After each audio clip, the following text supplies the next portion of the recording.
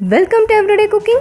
If you haven't subscribed the channel yet, please click the subscribe button and the bell icon to stay connected, and it is absolutely free.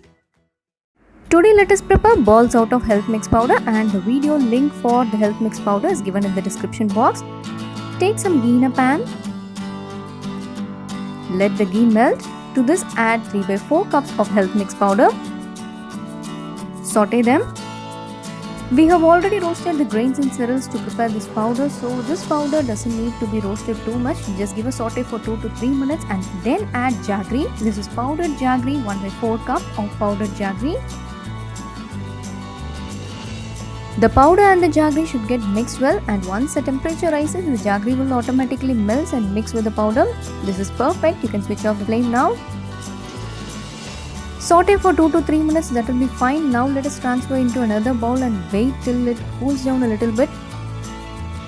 So once the heat is bearable, start adding boiled milk and give a nice mix.